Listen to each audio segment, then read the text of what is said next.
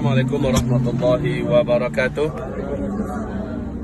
Alhamdulillah, sampailah kita di sebuah lembah. Lembah ini seperti yang disampaikan oleh Pak Alak tadi, lembah yang Allah abadikan ceritanya di dalam Al-Quran.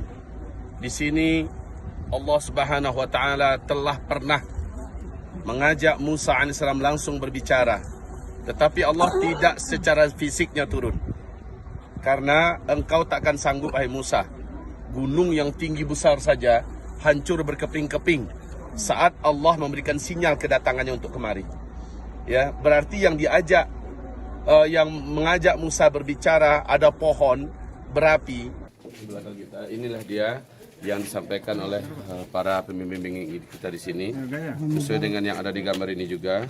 Inilah dia pohon di mana Allah SWT menjadikan sebagai media Allah berbicara dengan Nabi Musa. Pohon ini bercahaya seperti api yang menyala dan mengeluarkan cahaya dan mengeluarkan suara. Hai Musa, aku ini adalah Rabbmu. Nah, ini dia ya. Ini dia. Aku ini adalah Rabbmu. Engkau berada di tempat yang suci. Lepaskan kedua terompahmu, hai Musa. Engkau sedang berbicara dengan aku. Berarti bukan pohon ini yang Allah. Paham itu? Ini hanya media, ibarat handphone kita berbicara dengan orang penting. Salah persepsi gitu ya. Bertanda saja. Oh tidak. Hanya ketika Allah SWT menjadikan dia sebagai media, dia pun menyala seperti api yang membara di tengah malam. Oke. Kita tidak menginap di sini. 4 tahun yang lalu kita nginap di sini. Sehingga kita betul-betul dari pagi betul sudah bisa melangkah menuju ke sana. Lumayan jauh. Dan ini tidak bisa pakai mobil. Kalau kita sampai ke sana, kita benar-benar sampai ke Gunung Tursinanya atau Bukit Tursina. Dan lembah ini sudah masuk. Tetapi Gunung Tursinanya di mana Ya'juj dan Ma'juj tidak akan mampu mengejar Nabi Isa. Ini tentang akhir zamannya ya. Ya'juj dan Ma'juj hanya sampai di sana nanti. Mereka tak mampu. Sehingga mereka tidak bisa melihat di mana Nabi Isa bersembunyi dengan Imam Mahdi dan orang-orang beriman. Tepatnya dia akan bersembunyi di atas Bukit Tursina, Nabi Isa ya, dan Imam Mahdi serta orang beriman. Ini adalah lembah, Dajjal tidak akan bisa masuk ke daerah ini. Sampai ke sana. Berarti orang beriman akan ngumpul. Tapi Ya'juj dan Ma'juj bisa masuk. Bisa, kalau Dajjal tidak.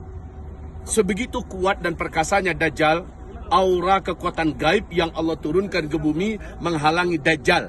Kekuatan Dajjal, setan-setan yang bersama Dajjal tidak bisa melewati lembah ini. Tapi Ya'juj Ma'juj bisa. Karena Ya'juj Ma'juj makhluk kasar. Sementara Dajjal memang makhluk kasar, tapi kekuatannya kekuatan gaib. Kekuatan setan, kekuatan sihir, dan itu terbentengi di sini. Ya'juj Ma'juj bisa. Hanya saja tepat daerah di mana Allah berbicara dengan Nabi Musa alaihissalam, di daerah itu Dajjal, Ya'juj dan Ma'juj sudah mulai terhalang. Ada fasilitas di sini naik onta 2 jam ke atas, dan di situ udaranya dingin sekali. Tetapi luar biasa kita merasakan ada aura iman di atas itu. Ada aura yang hebat.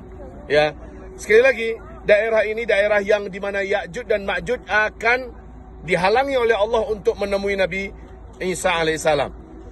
Ya'juj dan Ma'juj dan Dajjal tidak akan diberi oleh Allah kekuasaan untuk bisa memasuki daerah wadi yang disucikan. Wadi itu artinya lembah. Inilah lembah.